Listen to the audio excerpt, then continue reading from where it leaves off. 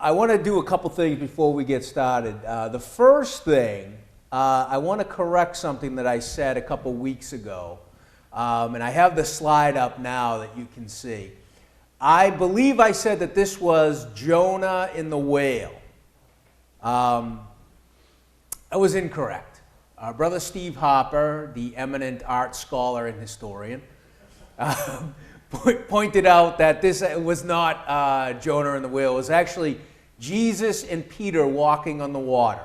And so if you can look at the bottom right-hand corner there, you can see Jesus, and all the way over to the right-hand side, you can see another set of feet that's been the fresco's been kind of cut off.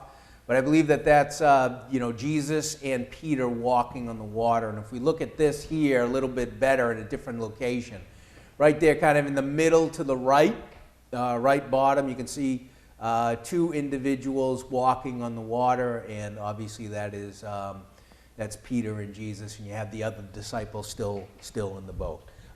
Again, I think it just speaks to the fact that in a lot of these churches, in the house churches, but also as we've talked about, as Christianity grew, they still drew on the stories from the gospel, and they drew on the stories from the Bible as well, as we're going to see as we get into this in a little more detail. So let's go on. Just as a review, Sister Lee loves the reviews, and she was like, you got to review, so we're going to review. The Edict of Milan, just going over this very quickly on how Christianity became the state religion. It actually happened very, very quickly. 313, Christians have legal rights. There's no more persecutions. Any property that was taken during persecutions was given back to the Christians, or a monetary amount was given to them as compensation. Council of Nicaea, which was very important, 325 AD.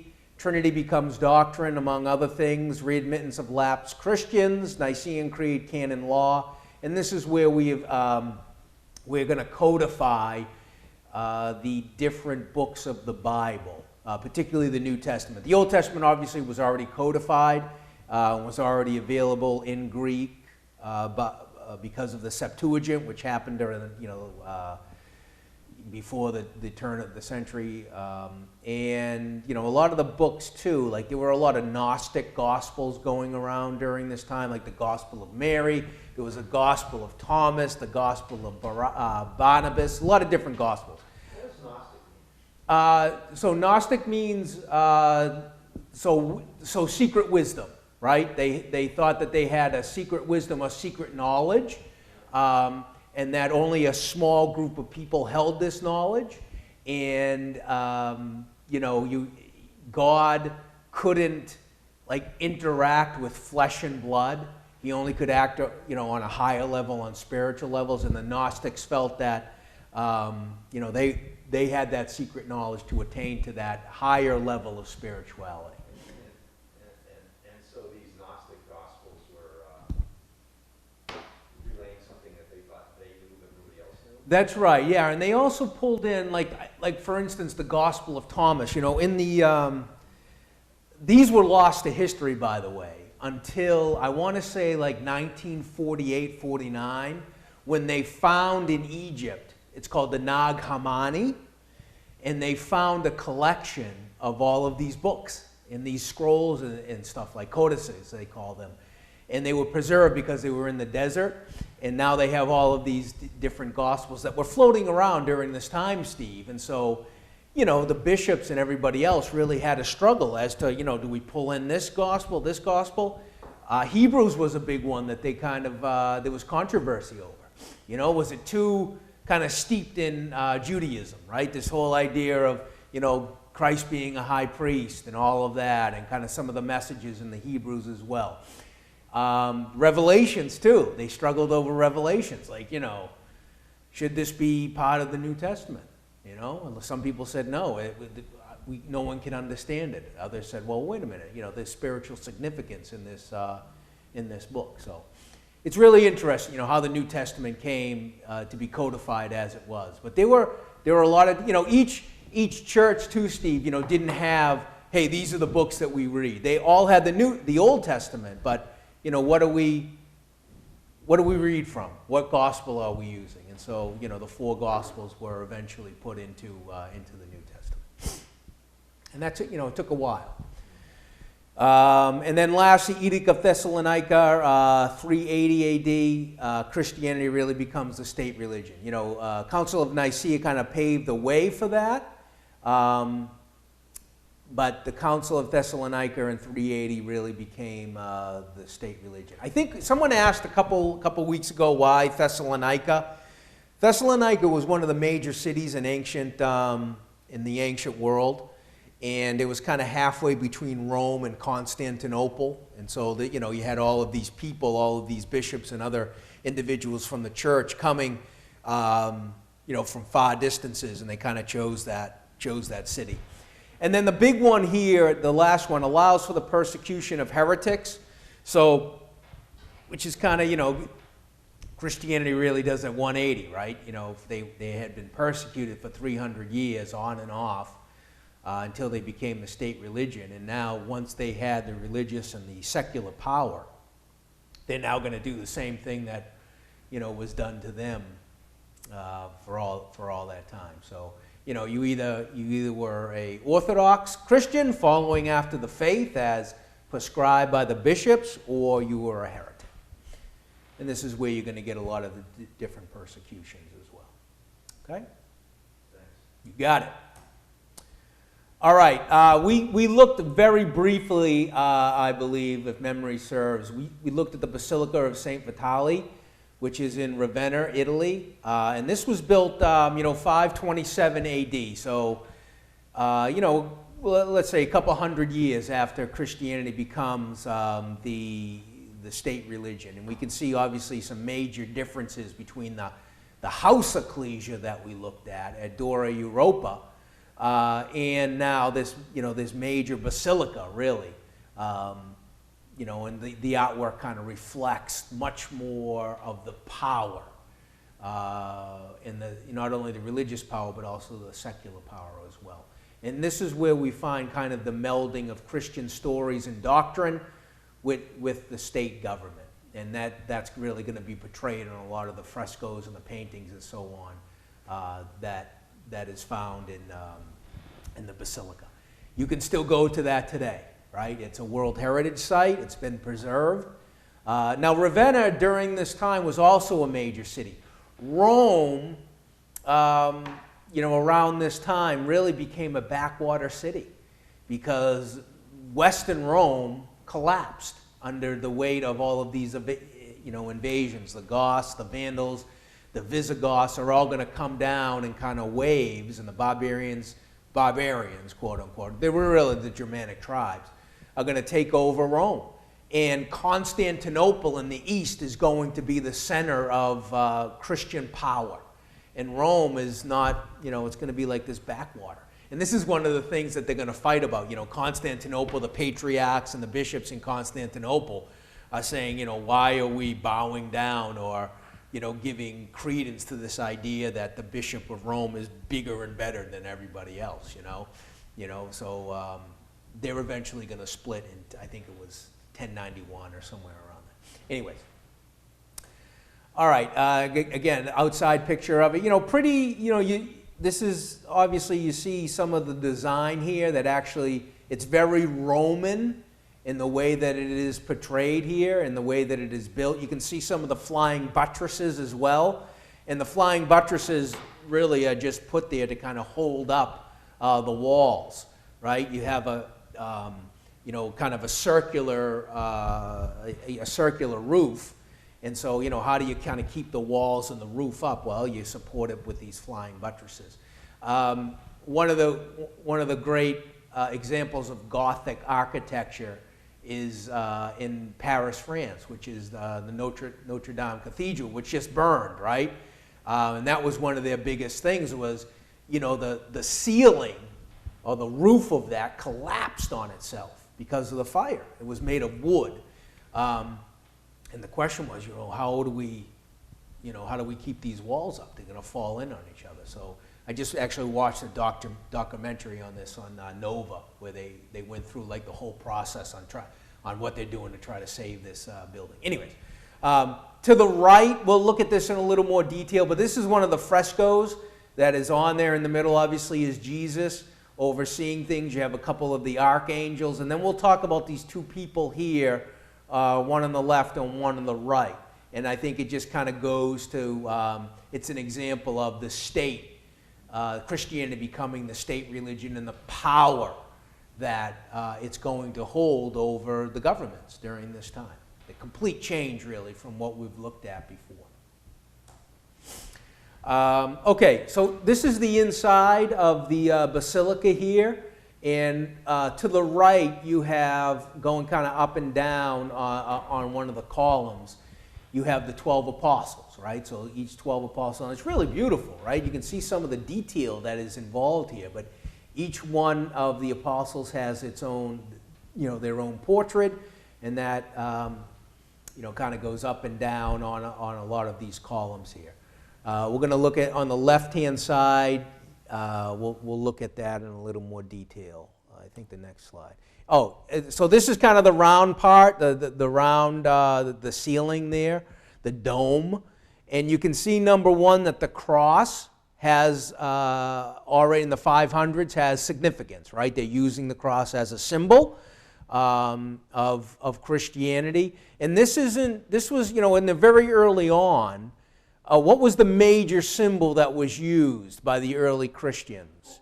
Oh, hold on. There's a lot of people raising their hands here. I'm going to go with Steve Davis. Fish. Okay, very good. The fish, right?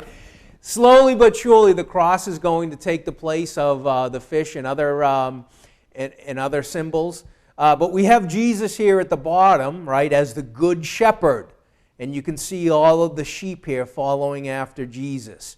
And I believe, too, you see a lot of the trees there, and I think that is indicative of paradise as well. So, again, it's going to be a reminder to the people that come here that, this is the ultimate goal, right, to be with Jesus in paradise. And so, I think we have to remember, and we talked about this a couple weeks ago, we have to remember that they didn't have all of the sensory stimulation that we have now. And so just imagine, your everyday average farmer, right? He just, he's scratching out a living on his land. There's maybe, in Rome, there may be, some apartment buildings that may be 3 or 4 stories at the most, maybe 30 feet, 40 feet at the most. And then you go into one of these basilicas, and it's almost like the ceiling is just kind of hovering over you. And you look up, and you see these beautifully decorated with this vivid colors. The Bible that you hear now was coming to life. It was really like a 3D movie, when you go in and you see one of these blockbuster movies, right? And, the sound and the actions happening. It was very similar to that, I would imagine. Again, it's very hard for us as a modern men and women to kind of put our minds in that situation. But that's what it was. You were supposed to go in here and feel the heavenliness, the holiness of this. Steve? I was going to say, years ago, Sandy and I attended the Southern New Hampshire Collegiate Okay. in Nashua. Yes. And they rented their facility from an Oddfellows Hall. And in that main amphitheater where the services were held, they had murals all across the top part of the walls. Yes. And it was fascinating to see these stories that we read about in the scriptures coming to life. Yes. I remember seeing a painting on one of the walls, and it showed David and Jonathan, hiding behind the rock and, shooting okay. and it was just like, oh, that's the story. Yes. And then it all comes to life. Right. So, to your point, for all of these people who've never seen this sort of sensory thing before, must have been all the more impressive. Absolutely. And so then you have all of the rituals, too, that went on with this and the incense. It must have been really an overwhelming experience. You're like, wow, this really is a holy place. And, it also taught the gospel as well to the people who, again, the majority of them couldn't read and write. So how do you teach the gospel to them? Well, you speak it, right? but you also show it in different paintings and so on, and icons as well. All right. Thank you for that, Steve. All right. So this is an interesting one, right? Again, you have the cross in the middle, a couple angels there with the wings and whatnot. Over to the right, you have Moses, right? And I don't know if you can see it or not, but it's obviously Moses giving the law to the people up on Mount Sinai. But over on the left, what prophet is that? Anybody? Usually Jim sends me some things here. Let's see. Jim was a little late on the draw with your question about the fish. I thought, Okay, yeah. Let's see. Anything else here? Nope. Jim, nothing from Jim. would that be Jeremiah? You are correct, Steve. You are really being right on point today. Right on point. Yeah, so Jeremiah and Moses, again, bringing together the Old Testament with the New. Now, this scene is very interesting, right? We have, this is a scene of the three angels coming to Abraham and to Sarah, right, to tell them of the birth of Isaac. And they're giving, the three men come, he's serving them. I think he killed the calf and then served them, dinner there.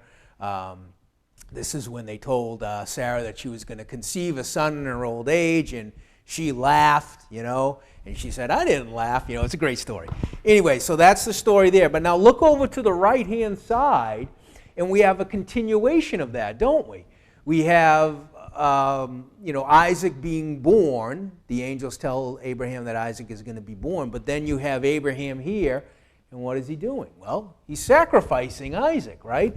And down here below there at Abraham's feet, he's got the sword and he's ready to, to kill Isaac. But you have the ram, right? Remember the ram was caught in the thicket? So this is obviously a scene or a story from the Old Testament with Abraham. But again, you have this idea of sacrifice, don't you? And I'm sure that the Christians that came in there would see this, and immediately they would, the sacrifice of Christ, right? The Lamb of God that takes away the sin of the world. And so again, it's the story from the Old Testament, but also it is pointing towards the sacrifice of Christ. So you have the prophets, you have the Old Testament, kind of coming together, pointing the way towards Christ. And so I think that's, and so there's another thing too. If you look right up at Abraham with his sword, right above the sword to the left, you have kind of the hand of God, right, pointing down, right, saying, hey, don't kill him. So they took, yeah, just above his hand. That's right. Yes. All right. So that's pretty good. Not as good as the hand on the Sistine Chapel. No, it is not. When we went to the Sistine Chapel, Steve, there was so many people. We were crammed in there, and it's beautiful, obviously. But there was so many people that kind of detracted from it. Almost, you're looking up there and you couldn't, it's unbelievable that they did that. But You ever see the post that Kyle Tucker put on Facebook once he went there, and he had a photograph of the tile Floor, saying the most, the underrated Sistine Chapel tile floor. that's funny. But it was really beautiful. Yeah. You didn't, You're not looking around. but nobody's looking down. You're looking up. Yeah. So, but they, it's almost, I couldn't, when they bring you through the, the Vatican Museum and everything, you're going through rooms and everything, and all of a sudden they bring you there, and you're like, how did I get here? Hold on. Jim Boyko.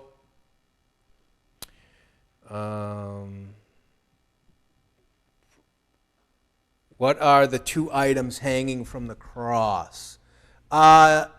I believe, Jim, that they are anchors, right? So you have the cross and you have two anchors, right? Christ being the anchor of our souls. Again, more symbolism. That was an old symbol, wasn't it? That we found in the catacombs, and I believe it was also in the house ecclesia as well. I hope that answers your question, Jim. If not, send me a text. All right, moving on. We have, again, I believe these are the archangels here.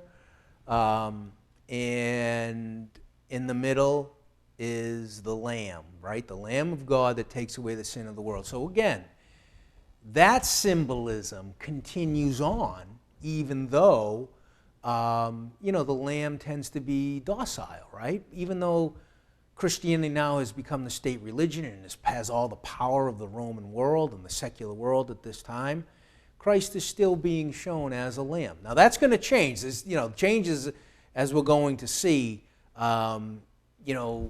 It's going to portray Christ in a much more prominent, powerful role. But right now, Lamb of God that takes away the sin of the world. All right, this is interesting right here. Okay, if you see the names inscribed on the top, you have two individuals. On the left, you have Abel, right, kind of offering up the lamb that was accepted, right? Remember, Abel's sacrifice was accepted, Cain's was not. And so you have Abel giving a sacrifice that is acceptable to God. But look on the right-hand side. You have, a very mysterious character from the Old Testament, right? Melchizedek.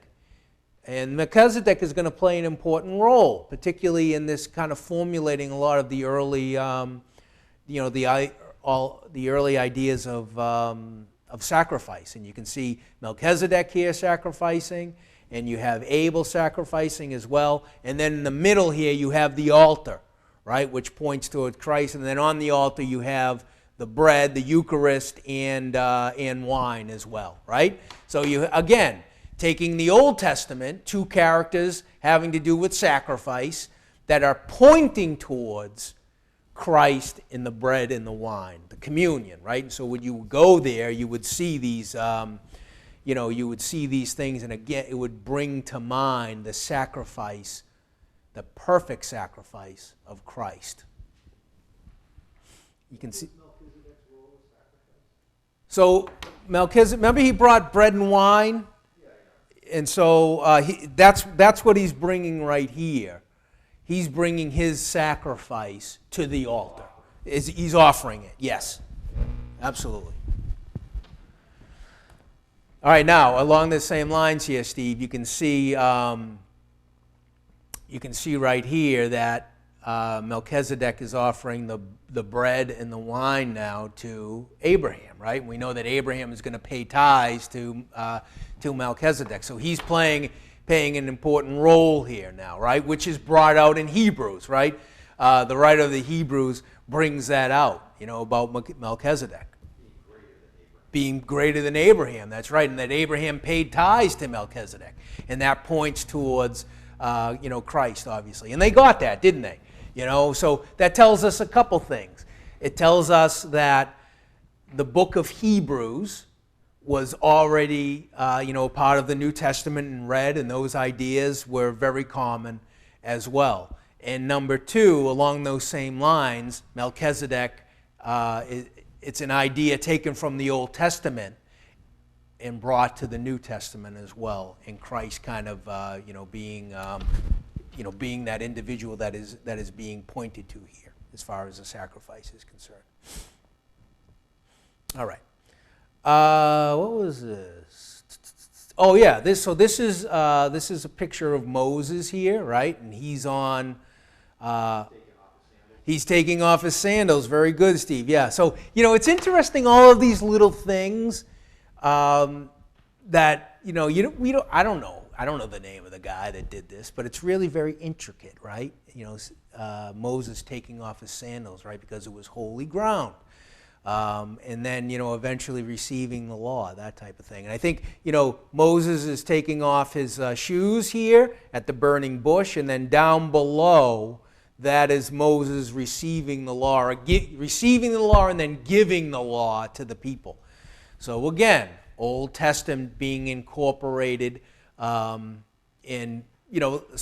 in other words, the stories of the Old Testament are not being discarded. They're actually being incorporated into the religious services of this time, 527, around that time period. Again, this is another, so this is Moses receiving the law up on Mount Sinai right there on the right-hand side, the top right-hand side. You can see a hand, and in that hand is kind of a scroll, which is symbolic of, again, of Moses receiving the law. All right. Any guesses as to what this is here?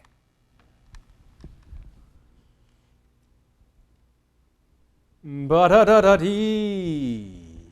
There's 4 of them. Does that help? I get nothing. You got nothing. Okay? That's all right. That's all right. 4 Gospels. Matthew, Mark, Luke, and John. Right? And each one of them, if you look at the top here, one has, there's an ox there, right? There's a lion. I believe that's an eagle at the top there, and then there's a man or an angel right there, right? So these all represent the Gospels, right? And I don't remember which one goes with which as far as the animals is concerned. So maybe someone can chime in and let everyone know which ones go with which. But yeah, and so they all. Jim just actually sent me something here about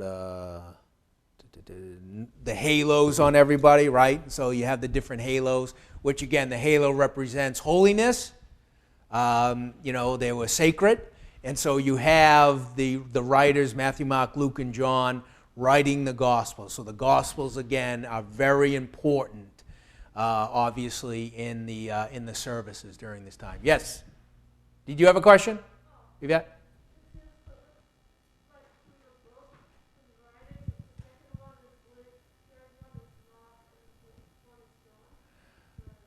Okay, so you're saying the Mark.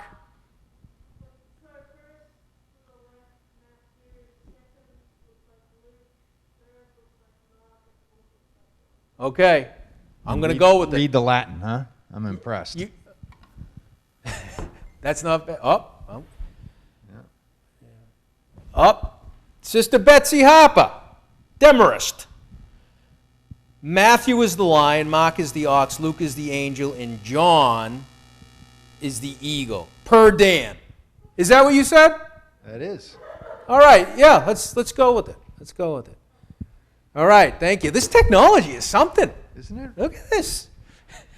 So, when you talk Go about ahead, Steve. technology, Yes. Jim had made the comment about the halos. In earlier pictures, we saw the wings on these angels. And Yes. in some ways, it was sort of their CGI. It was the artist's ability. It was the only way the artist could depict that it was an angel or Yes. that it was one that had been with Jesus. It wasn't Yes. that they believed, I don't think, that the angels had wings. Yeah. Maybe they did, but I think from my perspective, it's just a way they could demonstrate that this character on the painting is an angel. And I would totally agree with that, Steve, with this one caveat. We do know that the cherubims and the seraphim, they did have wings. They are described as wings. And so you combine those 2 ideas, showing movement, quick movement, with, and then, in Scripture, the cherubims did have wings as well as the seraphim, the combination of those, and that's what we get, for sure, without question. And I think what they did there, they said, hey, the seraphim has wings, the cherubim have wings. I guess, the rest of the angels have wings. Now, obviously, Scripture doesn't tell us that. And if we look at the account in Genesis with Abraham, it talks about the 3 men, right, coming, and they look just like everybody else. And when the young, they Had didn't those have 3 wings, men. did they? They didn't have wings, but they had the halos. They were making sure that everyone knew that they were holy and they were angels. Yeah. Good point. Thank you. All right. Okay, now this is interesting. This is kind of the one. Whoops, sorry. The one fresco that I want to take a look at here, just to kind of show that transition, right, on where we are. We started this almost a month ago in the catacombs of Rome, and now look where we are, right? And so we've looked really at 500 years of of Christian art. And what does that tell us? Well, we've looked at a lot of different stuff. We see the progression from a very small persecuted group of people that slowly but surely, remained faithful to their calling. Obviously error is going to creep in. But anyways, they're going to become the state religion, and that's really going to change how they, number one, perceive the world, but also how they project their doctrines and their ideas. So, here is a perfect example. In the middle, you obviously have Jesus. To the sides, I believe, are the archangels Michael and Gabriel. But look who's now involved in this. On the left-hand side, you have the bishop, right? Now, guess what? The bishop now is elevated up to the ceiling of a basilica, right? So now you can see the power of the bishop now. He just isn't one little guy kind of, looking after his small flock in a city or a town. He's right up there for eternity, right? Right up there with Jesus and the archangels. And a halo. Say again? And a halo. And he's got his own halo, Steve. Okay? Now, you notice on the right-hand side is that he's actually holding a replica of the basilica. That's the builder. I forget his name, but he was the actual one that built the basilica. He's up there, which is great, but guess what? He doesn't have a halo. Poor guy doesn't have a halo, right?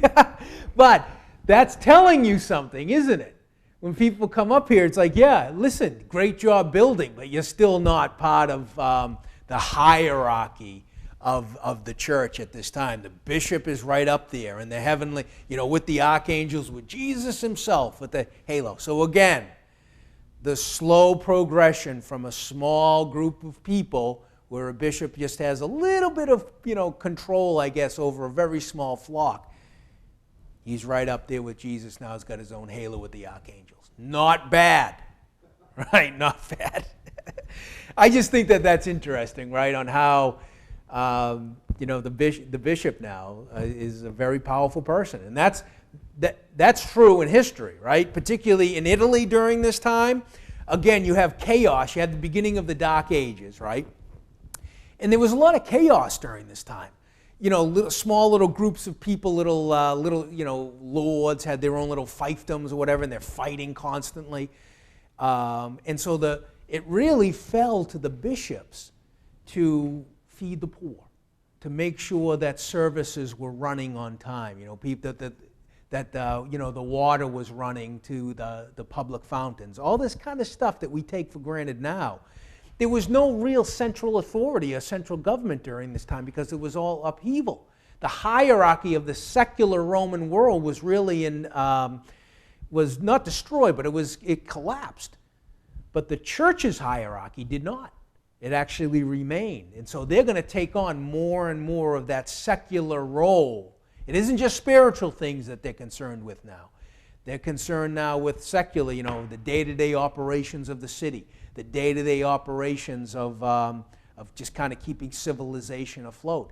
And this is where we have the slow progression of the Vatican and the Pope and the papacy really taking over the large majority of Italy at that time under the Papal States. They had their own land. They had their own buildings. Very, very powerful. They had enough money to kind of hire mercenaries and stuff like that to expand their land.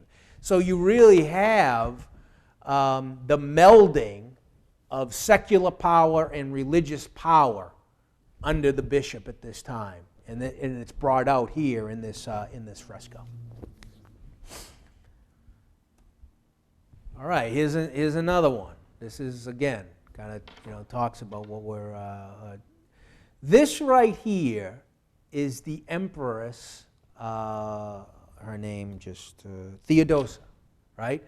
And you can see her, she's got, I think she's got a halo too. She's got a halo, okay? And this is kind of her, you have a priest next to her on the right. You kind of have her whole, her courtesans. But she's up there now as well. So you have the empress of the Byzantine Empire now being on the same level as the bishop and of Jesus himself. Okay? Here you have the Emperor Justinian, who was the great emperor in the 500s, who really expanded the power of the Byzantine Empire from Constantinople. He actually conquered all of the Mediterranean and reestablished the Romans. They considered themselves Romans, by the way. Even though they lived in Constantinople, they considered themselves as keeping the traditions of Rome, while Rome in the West was falling apart.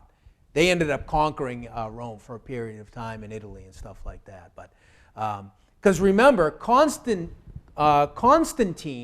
set up the city of Constantinople. It used to be called, it was like a little, I shouldn't say it's a backwater. It was actually an important trading area called Byzantium. He came and he brought all of the government he brought from Rome, and he just brought it all over and brought all the architects and buildings and built this massive city. And for a long period of time, it was the largest city in the Western world for a long, long period of time. In fact, during the Crusades, when when the knights from the West, like from France and Italy and England, all came to Constantinople, they were just overwhelmed by what they saw. They couldn't believe it, like how big of a massive city. And when they saw the Hagia Sophia, which we'll look at it today.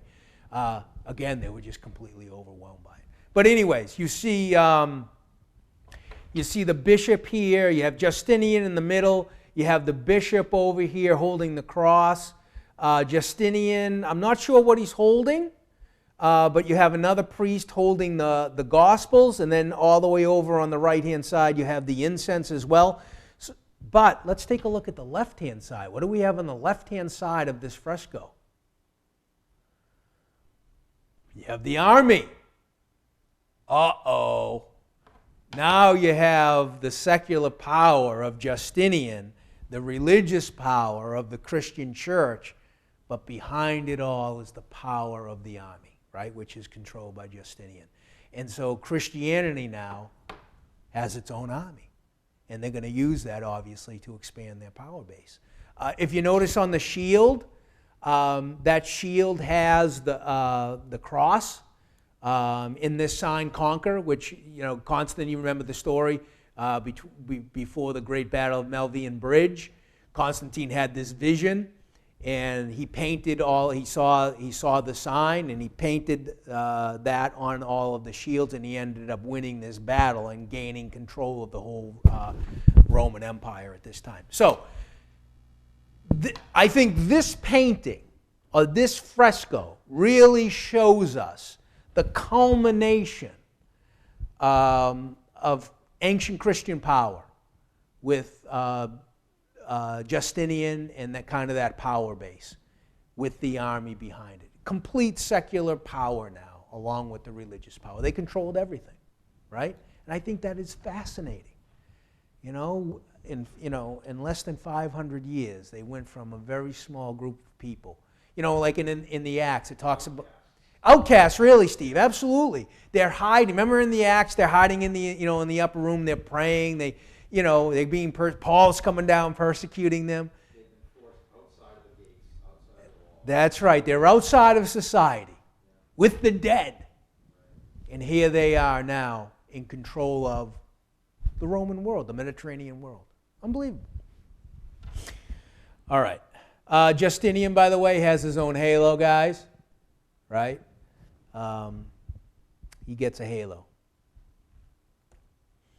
All right. This is the last thing we'll talk about today. And we actually could spend a ton of time on the Hagia Sophia.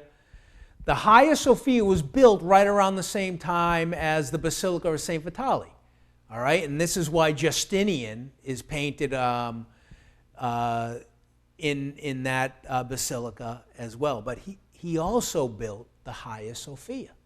So Justinian is a very important Christian emperor, right? He's going to really establish Christianity as, the no-nonsense, undisputed champion of religion during this time. Doesn't mean that, paganism and other religions, they were still around, but they weren't powerful at all. Christianity really is going to take over.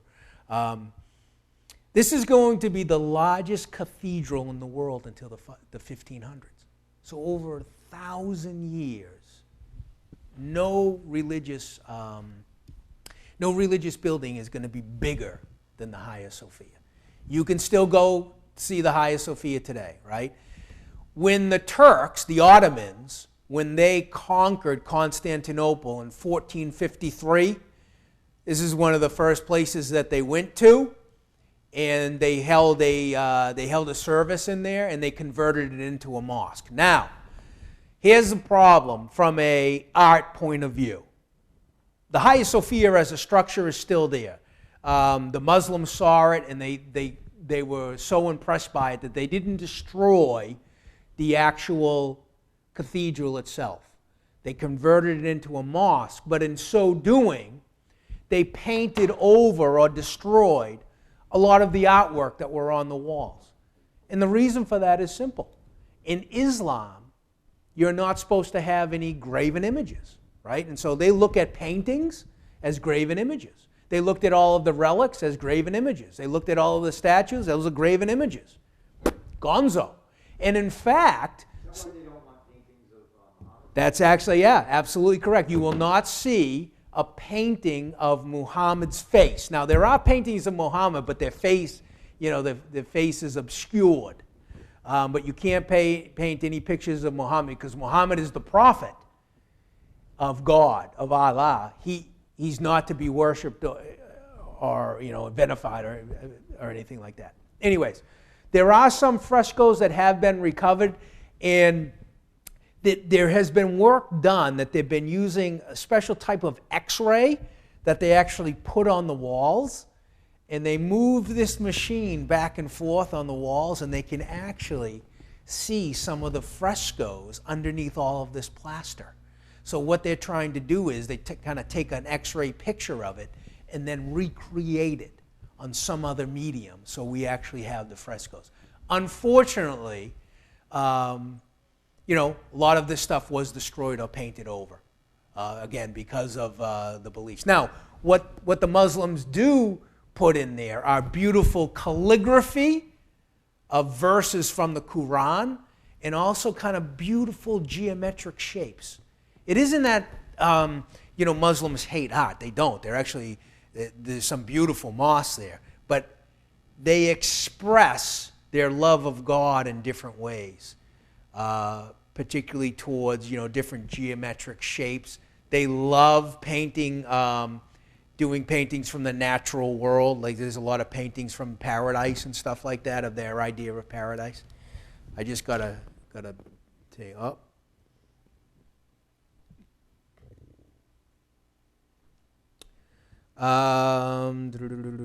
yeah, so Tommy says, Brother Tommy Cannon, possible scales of weights, balances from the cross seems to signify the weighings. That's possible, Tommy, as well. I'm not. It's absolutely a possibility that that those two things that look like anchors could be weights, right? And the weighing of your souls during Judgment Day. Yep, very good, T. All right, here's an example right here of the Hagia Sophia, of the Ottomans painting over a lot of these frescoes right here. It's a painting of them covering up a painting, right? And so this is exactly what they do. They would plaster over these things and then put different colors on it, different geometric shapes, that type of thing.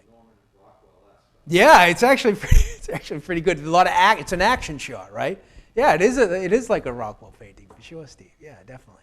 And so you have Jesus there, obviously, with the gospel, and then you're going to see a lot of Mary with the baby Jesus as well, because this is really the beginning of the veneration of Mary. This is going to kind of come out of this process. It's going to take hold around this time, maybe a little bit earlier, but it's really going to be. People are really going to get into the Mariology around the 1000 AD. It's going to be big. This is where we're going to get the the Hail Marys. This is where we're going to get the Rosary and all that kind of stuff. On the right hand side, you have the inside of the Hagia Sophia, and it's it's a beautiful. You can see right here in some of the calligraphy that is there, as well, the Islamic calligraphy. And then up on the domes here, you can see the calligraphy right there of, I'm not sure what verse it is from the Quran. But here, okay, so again, you have, on the right-hand side, you have, Mary with Jesus. But just one thing I want to point out here. You have Christ in the middle with the gospel, but on both sides, you have the emperor and the empress, right? I believe it is Zoe, the Empress Zoe on the right, and Constantine the Fourth or something on the left-hand side. But again, you have Christianity, the secular power of Christianity. They're all on the same level, right? Look at Constantine's got himself a halo. He's just a little bit lower than Jesus himself, the Empress, a little bit lower. So here you have the secular power using religion to control people, right? To show the power of the empire, the Christian empire from Constantinople. And this is where you're going to get a lot of, mistreatment of a lot of people that didn't exactly agree with the Orthodox, with Orthodox Christianity. And that's going to continue on for, over 1,000 years. Even during, the Protestant Reformation, right? Tons of persecution. That's 1,000 years, after this. I think that's all I got. Oh, wait, one more. Again, you can see on the left-hand side, you can see, Mary and the baby Jesus, very big symbol there, right? And then on the right-hand side, this was super interesting. This is an artist's rendition of the seraphim. And you can see he's got super wings everywhere, right? And I think that's from the account in Ezekiel, right? Where he had, I think it was 6 wings, or I can't remember. Anyways, so again, some of these frescoes have been, restored. You can see down like below on the right-hand side, you can see some of the Islamic paintings. Not the paintings, but the geometric shapes. Those are all Islamic paintings, I believe. Okay, so they added those. And you can see the intricate detail that they're using here, right? Anyways, so you can see where a lot of, a lot of this stuff, like again, a simple peasant kind of goes into the Hagia Sophia or one of these great cathedrals, and your senses are going to be overwhelmed. It looks like the ceiling is being hung, just kind of floating in air. You have these beautiful paintings everywhere with biblical themes and the gospel and all this kind of stuff. It's really, I would imagine, help kind of solidify your faith. Like, yeah, this is a holy place. This is where I want to be, in a place like this for the rest of my life. And the idea behind this was, a great church or a great cathedral, a basilica, when you go in it, you ought to be reminded of heavenly things. That it's, this is just a taste of heaven, right? Hey, this is just a taste of heaven. I want to go to the real place, right? So this is, this is where all of these things, a lot of the different kind of doctrinal issues are going to be reinforced in these different churches. And that's where we are today. Questions, comments from me? I think it's really interesting to see how far simplicity of the faith Yes. Yes. When people ask me about my faith, sometimes we'll just use the expression that, our Christadelphian community was trying to get back to quote-unquote original Christianity. Yes. And you just see how much it is. Yeah, without question. And I'm glad you brought that up, Steve, because if there's one thing, I know I tend to jump and I go down rabbit holes all the time, but if there's one thing that I want you to get out of this series is, and we looked at it through Christian art, right? But yeah, that exact point is the simplicity of the gospel message. Very slowly, particularly after it became a state religion, it wasn't simple anymore. There was an incredible hierarchy. There was a tremendous amount of power involved in this as well. And most importantly, the changing of doctrine, without question. And we can see that in the art, for sure.